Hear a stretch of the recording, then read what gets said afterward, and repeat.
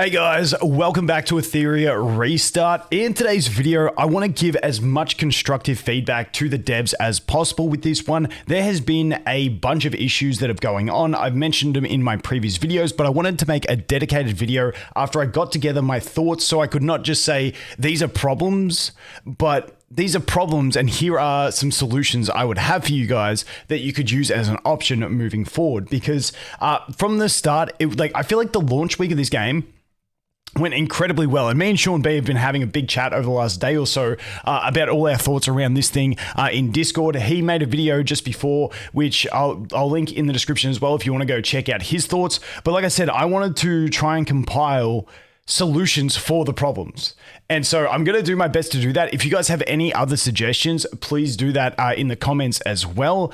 Like I said, pre-launch, this game had the best reputation possible. For the launch, like first 5 days of launch, I felt it went flawless. It was absolutely fantastic. And then we had the hot fix with the removing poisons from Aurora.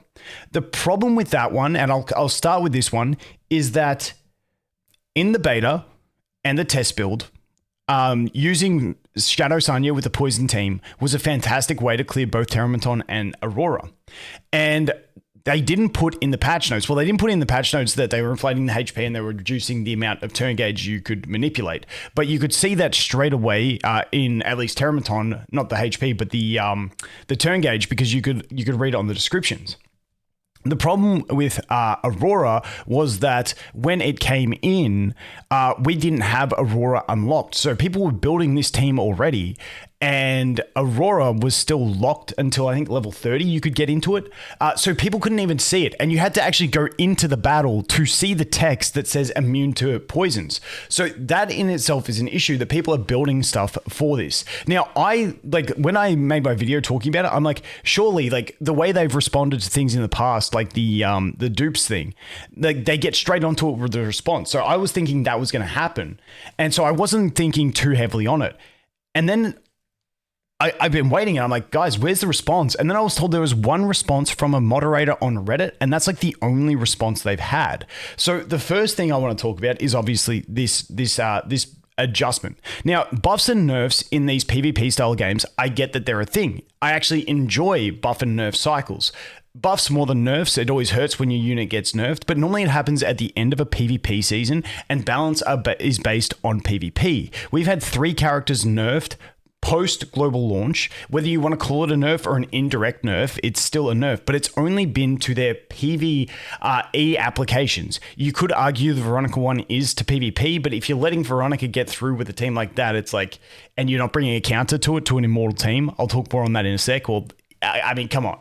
But so that's the first one. So the Shadow Sanya thing, one, I don't think it's that bad. I think letting poisons work on Aurora is not game breaking.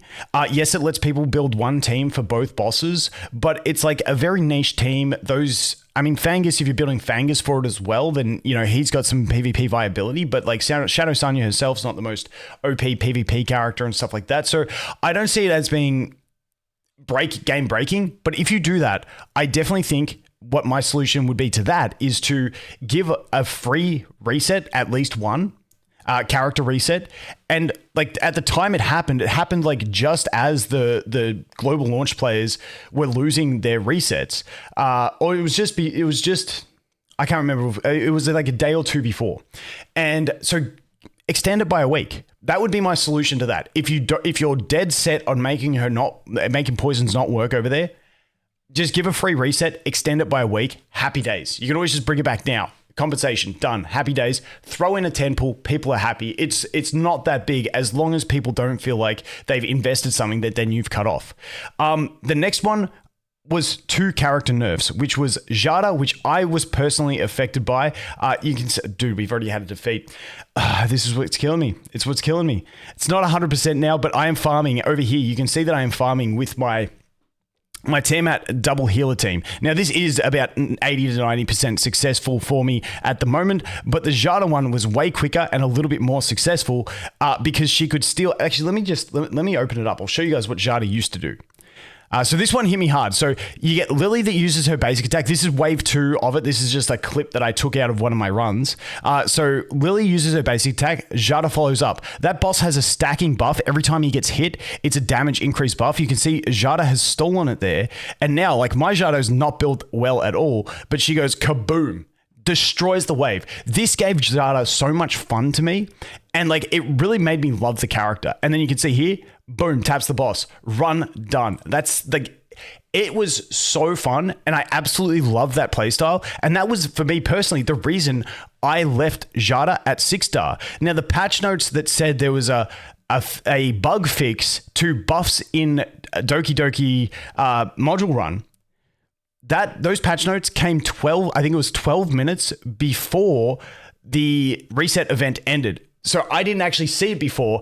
If I saw it, I would have been like, okay, maybe they're nerfing Jada, and I would have reset her, but I didn't see it. Now it's done, and I can't reset her at all. So, that's the situation. So same thing with the Jada change. If you make a change like that, it could have just carried on. We could have had free reset from the Sanya one. Give that one. The other one was the Veronica one. Now, Veronica one, once again, I mentioned this in yesterday's video, but I don't have her. Where is it? Where's the archive? So Veronica, there was teams going around where you could basically make your whole team immortal by using Veronica's Soul Ward and then extending that buff on your whole team using buff extenders, and it would make really slow runs that could clear certain content, but it wasn't like game breaking. And I thought it was fine. But once again, they decided to change this. And so once again, same solution. Give a free reset. Happy days. Okay, but this one's a bit harder because with Jada and Veronica, I feel like people could have used their selectors on these characters for this purpose. I don't think many would have, but I think people could have. And so that makes it a much more tricky situation. I don't know if they can scale on who used their select summon for them and refund that. I don't know how it works, but I think giving at least at bare minimum a reset, because I feel like both the characters have viability somewhere else, but you may not want to build them yet. I think that is a perfectly viable thing to do for those. Moving on from that, like I said, with these ones, make a dev note, say, we apologize. Here's a free reset. Here's the event extended. You can reset more. Here's a 10 pull. I think that would suffice for these ones. Now, moving on to the next thing that I saw, and this is one that I think got blown way out of proportion, but it also it's one of those unforced error ones. So apparently on Twitter, they had, if I go to the challenge, they had a post saying that Ethernet Rally is an event, and it's available from this period to this period, and you got to be level 40 to unlock it. Now, that is a marketing error calling it an event because it's an endgame mode, and it's not meant to be for everyone. So once again, that one, I mean, that's just an unforced error. That's just like, okay, you got some people pissed about that because they thought it was an event. It's not an event. Just double check your stuff later on. And that is something that I think they need to do a lot, is double check, because they posted the Hoyan skills trailer like a couple days ago, and it was a repeat upload of the one that they had like 3 months ago, and it still had like the beta banner in it. Then they took that down, re-uploaded it, but without the beta banner. And then Hoyan comes out 1 day later with different skills. I think they've just got to have more communication on what's actually happening and more clarity behind the team. And I think that's not one that you fix like after the fact. It's like, just learn for next time. Okay, this is what we're going to do to correct this. I think that's a pretty simple one in itself. Now, the next one that I want to talk about is the 2x events. This is something that a lot of people have been saving for because we had 2x events in beta. Now, one of the things that I think Etheria Restart has done really well from before the launch is their communication. It's been absolutely fantastic. The problem is no one can get an answer on whether these events are coming, when they are coming, or if they're just not coming at all. So I would love to see some communication around 2x events so people that are hoarding these things know whether they can spend them freely or whether it feels like they're trying to bait people into burning them so that they don't have them for the 2x event, and they're going to drop the 2x event like 3 weeks in. That's what it's feeling like. And just a little bit of communication would be fantastic to go along with this, because I'm in that boat too. Every day I'm like, does Asia server have the 2x event yet? And then I wait until Asia server reset.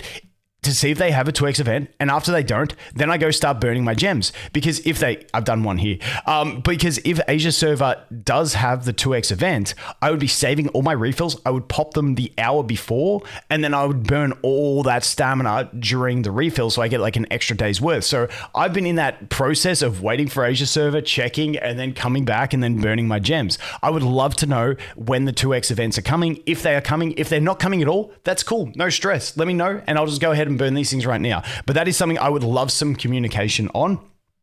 The next one is one that's not as bad, but people were complaining about Ethernet Rally being a pay-to-win event.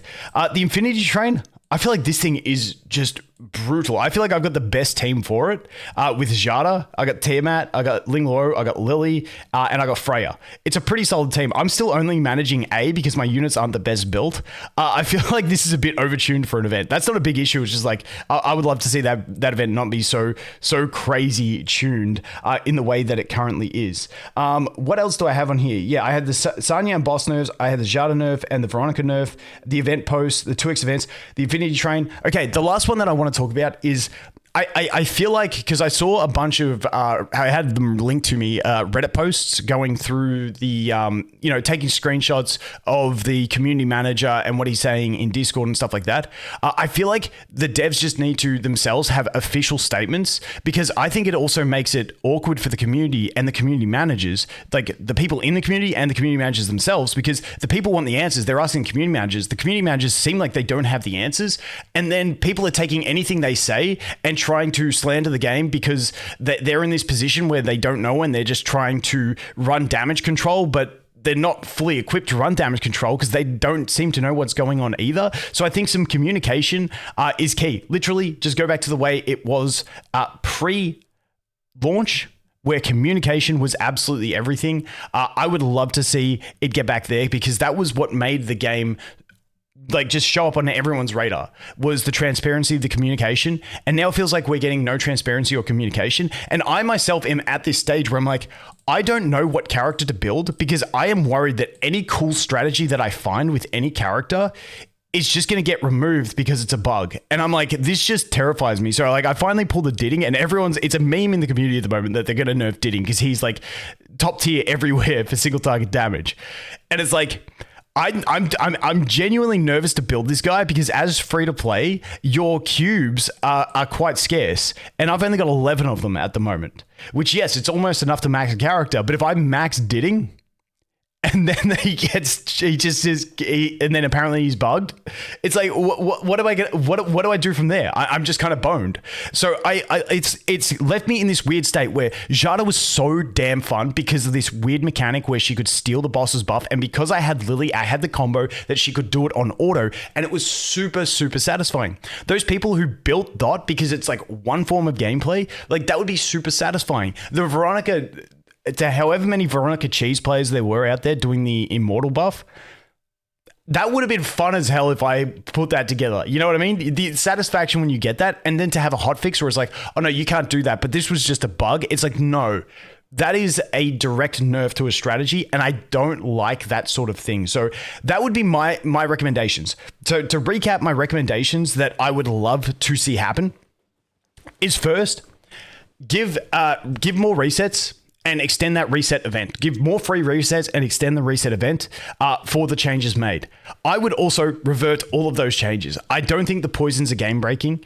I don't think Jada stealing the buff and having one character who's really strong in a boss because of one interaction, I don't think that is game breaking. And I don't think I honestly think the least game breaking is probably the Veronica one, because in PvP, if you're letting a Veronica spread those buffs and that you're letting them run that team so that you get completely locked out, it's like, you do that once, you're never letting that happen again. All you need is some sort of control. Even some game manipulation can screw it up. A strip, like, there is so many ways to counter that in PvP. I don't think that is going to be an issue in PvP at all. So once again, all three nerfs have been to PvE strategies, which also make the game hella fun. Like, I feel so bad about Jada now. It's like, I just don't really like her now because I've lost that fun, and she's not in my most reliable team to go ahead and farm Doki. Let's see how we're going here. We've had 3 wins, 1 loss. So we're still pretty reliable. Like I said, we've been doing pretty well for the last day on this one with my Tiamat double healer, but the runs are slow as hell.